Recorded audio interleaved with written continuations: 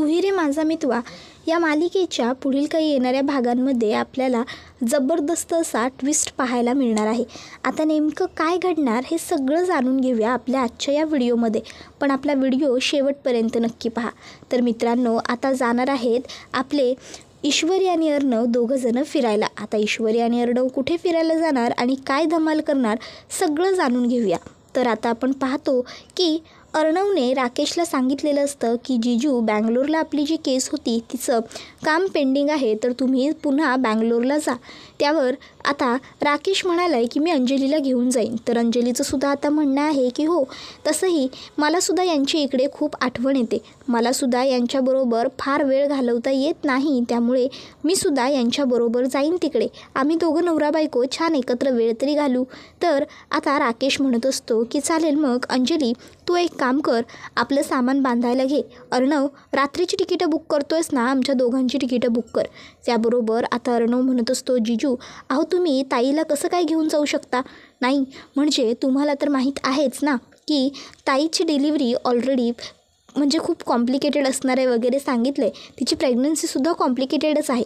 जर प्रीमॅच्युअर डिलिव्हरीची वगैरे गरज पडली तर तिकडे खूप सर्व इश्यू होऊन जाईल, नाही म्हणजे ताईला त्रास व्हायला नको असंच मला वाटतं आहे। त्याबरोबर आता ईश्वरीसुद्धा म्हणते, हो ना बरोबर आहे ताई, अहो म्हणजे तुम्ही नकाच जाऊ तिकडे। असं माझी आई म्हणायची की गरोदरपणात जर बाईने जास्त प्रवास केला तर त्यानेसुद्धा तिची डिलिव्हरी लवकर होण्याचे चान्सेस असतात। त्याबरोबर अर्णव म्हणतो, ताई जर असं काही असेल तर मग तू नक्कीच प्रवास करणं टाळ बाई, उगाचच्या उगाच तुला त्रास व्हायला नको कसलाही। तर आता मामासुद्धा म्हणतो, हे बघ अंजली, आपल्याला तुझा जीव जास्त महत्त्वाचा आहे आणि जावई बापूंचं काय, अगं त्यांना खूप कामं करण्याची सवयच आहे। त्यावर अर्णवसुद्धा म्हणत असतो, आणि डोंट वरी ताई, जिजूंची सगळी सोय व्यवस्थित होईल याची मी पुरेपूर काळजी घेईन, त्यांना कसलाही त्रास उरणार नाही, मग तर झालं ना। त्यावर अंजली म्हणत असते, अरे त्रासाचा वगैरे प्रश्न नाही आहे रे बाबा, चिंटू तू त्यांची व्यवस्थित सोय करशील इतकी खात्री मला आहेच रे तुझ्यावर, पण काय आहे ना, आम्ही खूप दिवसात वेळ घालवलेला नाही आहे एकत्र अजिबात। त्यावर अर्णव म्हणत असतो, ताई एवढ्या वेळेस जाऊ देत ना जिजूंना, एवढ्या वेळेस आपलं फक्त बिझनेसचं काम आहे तेवढं होऊ देत, आपल्यावरची केस नील होणं गरजेचं आहे ना जास्त। एकदा का केस नील झाली की मग जिजू परत आले की त्यानंतर तुम्हाला दोघांना एकत्र किती वेळ घालवायचा आहे तो घालवा, हवं तर मी स्वतः तुम्हा दोघांसाठी मस्त कुठले तरी तिकीट्स बुक करून देईन, तुम्ही दोघं छान एन्जॉय करून या, कुठून तरी फिरून या, मग तर झालं। पण आता प्लीज जिजूंना आपल्या कामासाठी जाऊ देत ना। अगं तुला माहिती आहे ना, बँगलोरची आपली ती जी काही जागा आहे ती किती महत्त्वाची आहे आपल्यासाठी, आणि आपण कोणत्याही प्रकारचं इनलिगल काम केलेलं नाही आहे, पण जर आपण चांगला वकील उभा नाही करू शकलो ना तर आपण ती केस हरू, आणि जर आपण केस हरलो तर मात्र सर्व गोष्टींचा बट्ट्याबोळ होईल गं।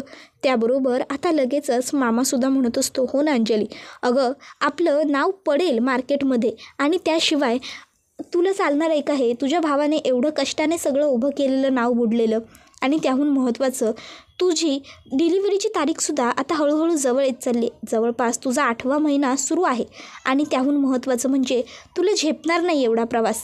त्याबरोबर राकेश म्हणतो, जर तुम्ही सगळे अंजलीला माझ्याबरोबर पाठवणार नसाल तर अर्णव मला माफ कर, पण मी सुद्धा नाही जाऊ शकणार बँगलोरला, कारण खरोखर मामा म्हणाले तसं अंजलीची डिलिव्हरीची तारीखसुद्धा आता जवळ येत चालली, आणि या अशा अवस्थेत मी माझ्या बायकोजवळ असणं मला खरोखर खूप गरजेचं वाटतंय, तिला सध्या सर्वात जास्त गरज माझीच आहे, त्यामुळे मी कुठेही जाऊ शकत नाही। आणि मगाशी तर तू पाहिलंसच, मी देवीच्या समोर अशी शपथ घेतलेली आहे की मी अंजलीची पुरेपूर काळजी घेईन, तिला आता स्वतःपासून लांब ठेवणार नाही, अंतर देणार नाही। आधीच एकतर कामाच्या व्यापामुळे, कामांच्या गडबडीमुळे मी अंजलीबरोबर फार काळ नसतो, पण कमीत कमी तिच्या ह्या अशा अवघड प्रसंगात तरी मी तिच्याबरोबर असावं असं मला वाटतं। त्याबरोबर तिथे आजी आलेली असते आणि आजीने राकेशचं हे सगळं बोलणं ऐकलेलं असतं। आता आदर्श जावई बापूंची जी काही इमेज आजीच्या मनात असते ती लगेचच बोलायला सुरुवात करते, बरोबर बोलतायत जावई बापू, अगोदर त्यांना अंजलीची खूप काळजी असते, त्यामुळे त्यांचं मनसुद्धा तिकडे कामात लागणार नाही, आणि इथे अंजलीलासुद्धा मन रमणार नाही, त्यामुळे त्यांनी न गेलेलंच बरं। चिंटू, तू दुसरा कोणता तरी मोठा वकील बघ, तुला काय वकील मिळणार नाही आहे का, जावई बापूंचंच एवढं काय अडलं आहे। त्याबरोबर अर्णव म्हणतो, ठीक आहे तू म्हणशील तसं आजी। अर्णव आणि मामा दोघंही जण नाराज होतात, पण आता अर्णव रागारागात त्याच्या खोलीत निघून येतो, मग मामासुद्धा अर्णवच्या मागे येतो. तर अर्णव म्हणत असतो, बघितलंस ना मामा, या राकेशने बरोबर कशी बगल दिली ते आपल्या बोलण्याला. पण नाही, काहीही झालं तरी मी याला इथे राहू देणार नाही, मी याला आपल्या घराबाहेर काढणार म्हणजे काढणार. तर मामा अर्णवला म्हणतो, अर्णव अगर घी सीधी उंगली से ना निकले तो उंगली टेढ़ी करनी चाहिए. त्यावर अर्णव म्हणतो, मामा आता म्हणी कशाला बोलतोयस. त्याबरोबर मामा अर्णवला म्हणत असतो, अर्णव अरे जर तो बाहेर जात नाही आहे तर तू तर बाहेर जाऊ शकतोस ना स्वतःच्या मर्जीने. त्यावर अर्णव म्हणतो, म्हणजे मामा. त्यावर मामा म्हणतो, मला सांग तो राकेश इथे कशासाठी राहतोय. तुझ्या बायकोसाठी, ईश्वरीसाठी ना. पण जर ईश्वरीच या घरात नसेल तर मग राकेशला स्वतःहूनच घराबाहेर पडायला भाग पडेल. त्याबरोबर आता अर्णव म्हणतो, अरे मामा पण जर त्याने ताईला काही केलं तर. त्यावर राकेश अंजलीला काहीही करू शकत नाही, कारण त्याच्यात तेवढी हिंमतच नाही आहे, असं मामाच अर्णवला सांगतो. तो म्हणतो की त्याला बरोबर माहिती आहे की जोपर्यंत अंजली सुखरूप आहे तोपर्यंतच फक्त तो सेफ आहे. जर त्याने अंजलीला काही थोडंफार जरी नुकसान करण्याचा प्रयत्न केला तर तू त्याला जीवानिशी मारशील हे त्याला माहीत आहे. त्यामुळे तो अंजलीला काहीही त्रास देऊ शकत नाही. आणि एकदा का ईश्वरी या घरातून बाहेर पडली की मग ईश्वरीच्या मागे जाण्यासाठी त्याला अंजलीला काहीतरी कारण सांगावं लागेल. आणि मग बघ तेव्हा तो स्वतःहूनच अंजलीला सांगेल की तो बँगलोरला आपली केस लढायला जायला तयार आहे. आणि मग एकदा का तो त्या केसच्या नावाने बाहेर पडला की आपण अशी काहीतरी सोय करायची की त्याला पुन्हा घरामध्ये येताच येणार नाही. मग हवं तर आपण दरवाजात गार्ड पाहिजे तर बसवून घेऊ. मग जर सिक्युरिटीज बाहेर असेल तर बंगल्याच्या आत त्याला येताच येणार नाही. त्याबरोबर अर्णव म्हणतो, हो मामा तुझी ही आयडिया एकदम उत्तम आहे, पण मग मी मिस इंदौरला घेऊन जाऊ तरी कुठे. मामा म्हणतो, ईश्वरीला घेऊन तू जरा कुठेतरी लांब फिरायला जा, म्हणजे त्या बहाण्याने तुम्हालासुद्धा जरा वेळ मिळेल. असं ना तसं फिरायला जात आहे तर छान कुठेतरी मस्त ठिकाणी जा. आता ते कुठे जायचं काय जायचं ते तुझं तू ठरव ना, तुला काय ठिकाणं माहीत नाही आहेत का. त्याबरोबर लगेचच अर्णव म्हणतो, मामा अरे मी या सर्व गोष्टींवर कधी एवढं लक्ष दिलं आहे.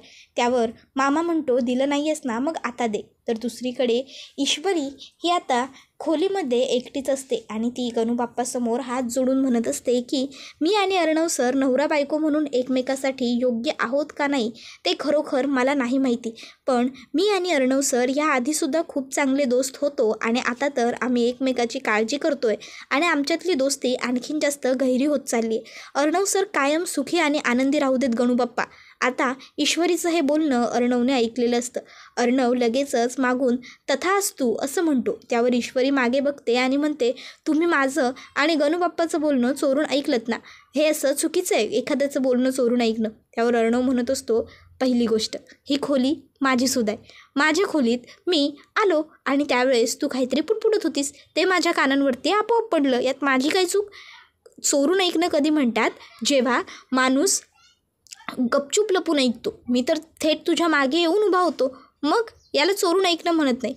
तूच इतकी तल्लीन झाली होतीस बोलण्यामध्ये की तुझ्या मागे येऊन मी उभा राहिलो आहे हे तुला कळलंच नाही. त्यावर ईश्वरी म्हणत असते, जाऊ दे मला ना तुमच्याशी उगाचच्या उगाच भांडत बसायचं नाही आहे. त्यावर अर्णव म्हणतो, बाप रे भांडायचं नाही आहे, बघा कोण बोलता येते तरी. त्याबरोबर ईश्वरी म्हणते, सर तुम्ही हेच करणार आहात का, उगाच मला त्रास देतच राहणार का. त्याबरोबर अर्णव म्हणतो, नाही मी तुला काहीतरी वेगळं सांगायला आलो. त्यावर ईश्वरी म्हणते, काय तो राकेश चालला आहे. त्याबरोबर अर्णव म्हणतो, नाही एवढं आपलं नशीब चांगलं नाही की तो इतक्या सहजासहजी आपला ऐकेल आणि आपल्या घरातनं बाहेर पडेल. ईश्वरी म्हणते, त्या राकेशला शिक्षा मिळाल्याशिवाय किंवा तो आपल्या घरातून लांब जातो हे कळाल्याशिवाय मला दुसरं काहीही नको आहे. माझ्यासाठी ती सगळ्यात मोठी गुड न्यूज असेल. त्यावर अर्णव म्हणतो, राकेशला घराबाहेर काढण्यासाठी मी आणि मामाने एक जबरदस्त प्लॅन बनवला आहे. ईश्वरी विचारते, प्लॅन कसला. त्यावर मग आता अर्णव ईश्वरीला सांगायला लागतो की हे बघ, जर आपण त्या राकेशला घराबाहेर जा सांगून तो जात नसेल तर आता आपण दोघांनी घराबाहेर पडायचं. एकदा का आपण घराबाहेर पडलो की राकेश तुझ्या मागे मागे येईल आणि तो तुझ्या मागे मागे घराबाहेर पडला की मग आपण घरामध्ये पुन्हा त्याला घुसता येणार नाही याची पुरेपूर काळजी घ्यायची. सिक्युरिटी वगैरे आपण करून घेऊ घराची आणि मग एकदा का घराभोवती सिक्युरिटी गार्ड्स असले की त्या राकेशला घरात घुसताच येणार नाही. ईश्वरी म्हणते, पण आपण फिरायला जायचं तरी कुठे. अर्णव म्हणतो, ते काही मी ठरवलेलं नाही आहे, तुझ्या मनात कुठलं ठिकाण आहे का. ईश्वरी म्हणते, नाही हो, मी सुद्धा असा कधी विचारच केलेला नाही आहे. अर्णव म्हणतो, ठीक आहे ठरवू आपण नंतर. मग आता अर्णव हा सगळेजण जेवायला बसलेले असताना म्हणायला लागतो की ताई, मामा, मला तुम्हा दोघांनाही एक गुड न्यूज द्यायची आहे. त्याबरोबर आता त्या ठिकाणी आकाशही येतो. आकाश म्हणतो गुड न्यूज आणि माझ्याशिवाय. त्यावर अर्णव म्हणतो नाही रे बाबा, ये बस. मग आता अर्णव सांगायला लागतो की मी आणि मिस इंदौर आम्ही दोघंजणं फिरायला जायचा विचार करतो आहे. त्याबरोबर हे ऐकून मामा लगेचच म्हणतो वा वा वा, क्या बात है, एकदम बढिया डिसिजन घेतला आहेस तू अर्णव. त्याबरोबर आता ईश्वरीकडे बघून मामीला खूपच जास्त राग येत असतो. मामी म्हणत असते माझ्या लेकाला मिळणारी संपत्तीवर मस्त डाका टाकून बसली आहे, नागिनीसारखी फणा काढूनच बसली. जर लावण्याबरोबर अर्णवचं लग्न झालं असतं तर आत्तापर्यंत ही सगळी प्रॉपर्टी, अर्णवचा सगळा बिझनेस माझ्या आकाशला मिळाला असता. पण ह्या मूर्ख आकाशलासुद्धा काही वाटतच नाही आहे. फक्त दादा दादा करत नेहमी अर्णवच्या मागे पुढे करत असतो. याला कधी अर्णवपेक्षा मोठं स्वतःला बनवायचं आहे की नाही मला कळतच नाही या मुलाचं काही. त्याबरोबर मामा लगेचच वल्लरीला म्हणतो वल्लरी, अगं त्याने तो फिरायला जातोय अशी आनंदाची गोष्ट सांगितली आहे. त्याबरोबर वल्लरी म्हणते नाही, आनंद झालाय ना, झालाय मला आनंद. अर्णव फिरायला जातो या गोष्टीचा, पण त्याच्याबरोबर ही मुलगी जाते ना, त्यामुळे त्याच्यावर काही संकट ओढवणार नाही ना याची काळजी वाटते. त्याबरोबर मामा लगेचच म्हणतो बोलली, आमची बायको बोलली, जाऊ दे अर्णव, तू आणि ईश्वरी दोघंजणं छान फिरायला जा, छान एन्जॉय करा. आणि ईश्वरी, खास करून तू या गोष्टीची काळजी घेशील की हा सगळा वेळ काम करत बसणार नाही, हा तिकडे तुझ्याबरोबर फिरायला चालला आहे तर तुझ्याबरोबर वेळ घालवेल. त्याबरोबर आता अंजली लगेचच म्हणायला लागते मान्य नाही म्हणून बऱ्याच लवकर मान्य केलंस ईश्वरी सगळं. बरं चला, देवी आईची कृपा झाली म्हणायची आणि नवरात्र आपल्याला पावली असंही म्हणायचं. त्याबरोबर ईश्वरी आणि अर्णव लाजतात. तर अंजली म्हणत असते बाप रे चिंटू, अरे किती लाजशील, लाजून लाजून संपशील आता. त्याबरोबर अर्णव म्हणतो ताई. त्याबरोबर लगेचच अंजली म्हणत असते बरं नाही बोलत, पण ईश्वरी अगं बघा, माझ्या भावाने आजपर्यंत एवढा वेळ अगदी माझ्यासाठी सुद्धा काढला नव्हता. म्हणजे मी कधी साधं देवळात जाऊया म्हटलं तरी आमच्या चिंटूला खूप कामं आठवायची, पण आता चक्क तुला फिरायला घेऊन जाण्यासाठी एवढा तो वेळ काढणार आहे. तर छान फिरून ये, हां छान एन्जॉय करून ये. आमच्या चिंटूचा वेळ खूप मौल्यवान आहे बाबा, काय गं. त्याबरोबर लगेचच राकेश म्हणायला लागतो बाय द वे तुम्ही जाताय कुठे दोघंजणं. त्यावर अर्णव म्हणतो ते अजून काही ठरलेलं नाही आहे जिजू. तर अंजली म्हणते तुम्ही दोघं मनालीला जा ना, मी आणि हे आम्हीसुद्धा पहिल्यांदा तिथेच गेलो होतो. हो ना. त्याबरोबर राकेश म्हणतो हो हो बरोबर. तर अंजली म्हणत असते आणि तिकडे ना फिरण्यासारखी खूप छान स्पॉट्स आहेत आणि मस्त थंडगार बर्फा वगैरे, तुम्हाला खूप मजा करता येईल. आणि आम्ही ज्या हॉटेलवर थांबलो होतो ना ते हॉटेल खूप छान होतं. 4 वर्षांपूर्वी आम्ही तिकडे फिरायला गेलो होतो, पण आजही माझ्या लक्षात आहे ईश्वरी ती जागा. मी आणि आम्ही दोघांनी तिकडे खूप मजा केली होती. हे तर मला मनालीतलं सगळं फिरवून आणलं होतं यांनी. त्याबरोबर ईश्वरी आता लाजते, हसते आणि अर्णवला म्हणते चालेल मनाली मला, तुम्हाला काय वाटतं. आता खरं तर ईश्वरी हे मुद्दामून नाटक करत असते राकेशसमोर. आता ईश्वरीला असं लाजताना बोलताना पाहून अर्णव हा पूर्णपणे क्लीन बोल्ड झालेला असतो आणि तो म्हणत असतो ठीक आहे, मग जर तुझी इच्छा असेल मनालीला जाण्याची तर मग मलासुद्धा चालेल. मामा एक काम कर, माझ्यासाठी आणि मिस इंदौरसाठी प्लीज 2 मनालीची तिकीटं बुक कर, बिझनेस क्लासची तिकीटं बुक कर. त्याबरोबर लगेचच आता आकाश म्हणायला लागतो अरे दादा, पण इथे तर खूप कामं पेंडिंगवरती आहेत, त्याचं काय. त्यावर लगेचच आता राजेशसुद्धा म्हणायला लागतो मेवणे साहेब, अहो कामं वगैरे सगळं टाकून असं फिरायला जाणं बरं दिसत नाही, कामं वगैरे करणं गरजेचं आहे ना.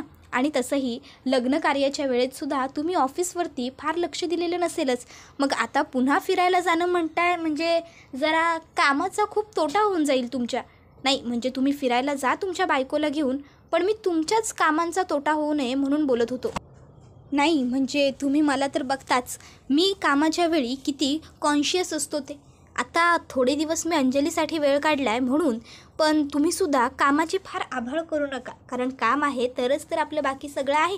त्याबरोबर आता खरं तर इकडे मनातल्या मनात राकेशला खूपच जास्त राग येत चाललेला आणि तो म्हणत असतो की अरे चिंटुकल्या, माझ्या मिस इंदौरबरोबर तू फिरायला चालला आहेस, माझी इंदौरी जिलबी तुला इतक्या बरी गटकू देईल रे मी. काहीही झालं तरी ईश्वरी फक्त माझी आहे, फक्त माझी.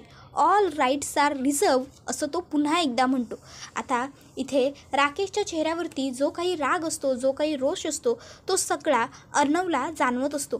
पण अर्णव हा मुद्दामून अंजलीसमोर काही बोलत नसतो. तर राकेश म्हणत असतो, तुम्हाला पटतं आहे ना माझं मेवणे साहेब? नाही म्हणजे जर तुम्हाला वाटत असेल की तुम्ही फिरायला जाणं योग्य आहे तर जा, पण कामाच्या वेळी हा असा वेळ वाया घालवणं पटत नाही हो मला. आणि त्याहून महत्त्वाचं, आता दिवाळीसुद्धा जवळ येते आहे, म्हणजे तुमचं काम आणखीन जास्त वाढणार की. आता कपड्यांचा सेल हा आणखीन जास्त होतो. मग या सीझनमध्ये नवीन नवीन ब्रँड तुम्ही लॉन्च केले पाहिजे, नवीन नवीन प्रोजेक्टवरती काम केलं पाहिजे.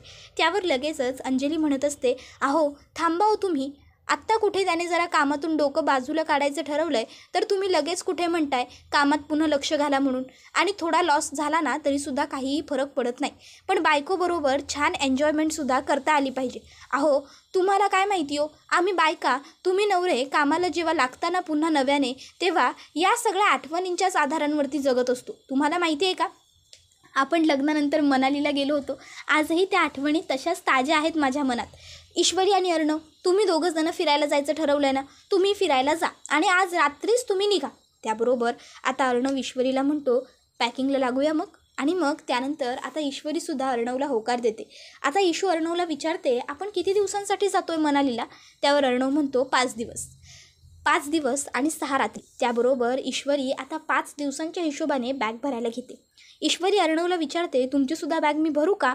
त्यावर अर्णव म्हणतो, तुला कळेल माझी बॅग कशी भरायची ते. त्यावर ईश्वरी म्हणते की हो, का नाही. मग आता ईश्वरी आणि अर्णव दोघं मिळून एकमेकाला मदत करून पॅकिंग वगैरे करतात आणि मनालीला जायला निघतात.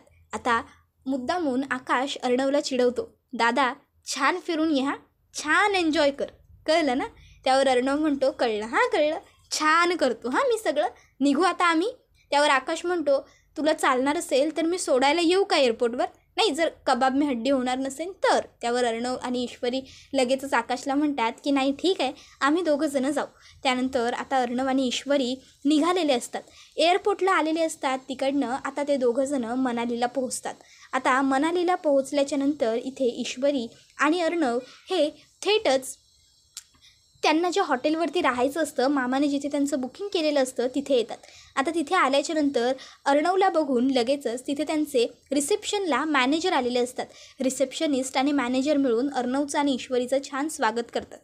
तर अर्णव विचारतो, मामाने सांगितल्याप्रमाणे सगळी अरेंजमेंट. त्यावर लगेचच इकडे ते म्हणायला लागतात की अहो साहेब, अविनाश पाटील सरांनी कॉल केल्याबरोबर तुम्ही येणार आहे कळलं आणि तशी लागोपाठ आम्ही सगळी तयारी केली. आता mister and Mrs Rajesh Shirke जर आमच्या हॉटेलला थांबणार आहेत तर अरेंजमेंट तर बेस्ट व्हायलाच हवी. यू डोंट वरी, तुम्ही जशी तयारी सांगितली होती सगळी तशीच अरेंजमेंट झालेली आहे. त्यानंतर आता ईश्वरी आणि अर्णव दोघंजणं त्यांच्या रूममध्ये येतात. आता रूम हा पूर्णपणे डेकोरेट केलेला असतो, जसं एखाद्या कपलला हनीमूनसाठी रूमचं डेकोरेशन करून ठेवलेलं असतं, अगदी तसं. आता ते डेकोरेशन बघून ईश्वरी जरा बाचकते आणि ती अर्णवकडे पाहायला लागते. आता तिच्या मनामध्ये भरपूर प्रश्न उठायला सुरुवात होते. इथे नक्की आम्ही फिरायसाठी चालू आहे ना, की अर्णव सरांच्या मनात आणखीन काही? त्याबरोबर अर्णव लगेचच ईश्वरीला म्हणतो, नाही तसं काही नाही आहे. ईश्वरी म्हणते, काय म्हणालात? त्यावर अर्णव म्हणतो, तुला वाटतंय तसं काहीच नाही आहे, जा फ्रेश होऊन ये. त्याबरोबर ईश्वरी फ्रेश होऊन येते. त्यानंतर आता अर्णवसुद्धा लगेचच फ्रेश होऊन येतो आणि ईश्वरीला म्हणतो, चल खाली जाऊन जेवून घेऊया की इथे वरती रूममध्येच मागवायचं. ईश्वरी म्हणत असते, तुम्हाला एवढी शांतता वाटूच कशी शकते? मला अंजलीताईंची काळजी वाटते. त्या राकेशने जर अंजलीताईंना काही बरं वाईट. त्याबरोबर अर्णव ईश्वरीला सांगतो, काळजी करू नको, तो ताईचं काहीही वाकडं करू शकत नाही. घरी मामा आहे, मी मामाला सांगितलं आहे, मामा ताईची व्यवस्थित पुरेपूर काळजी घेईल आणि त्या राकेशला व्यवस्थित माहिती आहे, जर त्याने माझ्या ताईच्या केसाला जरी हात लावला ना तरी मी त्याचा गळा कापेन, त्यामुळे तो माझ्या बहिणीच्या नादी लागणार नाही. तू आता अंजलीताईचा फार विचार करू नको, ताईच्या सेफ्टीची पूर्ण काळजी मी अगोदरच घेतलेली आहे. तू आता तुझ्यावरती लक्ष दे. खूप दिवस त्या राकेशच्या जाचाला कंटाळून तुलासुद्धा मोकळी शांत झोप लागलेली नाही आहे. शांत हवा तू बघितलेलीच नाही आहेस. जरा मस्त मोकळी हवा बघ, शांत वातावरण अनुभव, आनंद घे, थोडे दिवस मस्त एन्जॉय कर. त्याबरोबर ईश्वरी अर्णवला म्हणते, तुम्हीसुद्धा छान मजा करा. त्या राकेशच्या विचाराने तुमच्यासुद्धा डोळ्याची झोप हराम झाली आहे. त्याबरोबर हा व्हिडिओ इथेच संपतो. व्हिडिओ आवडला तर व्हिडिओला लाईक करा. चॅनलवर नवीन असाल तर चॅनलला सबस्क्राईब करा आणि बेल आयकॉन आठवणीने प्रेस करा, जेणेकरून तुम्हाला पुढच्या प्रत्येक व्हिडिओचं नोटिफिकेशन मिळत जाईल आणि सर्व व्हिडिओंचा आनंद अगदी उत्तम पद्धतीने घेता येईल. चला तर मग मित्रांनो, आजच्या पुरतं इथेच थांबूया. पुढचा व्हिडिओ येईपर्यंत टाटा बाय बाय. धन्यवाद. Take care all of you.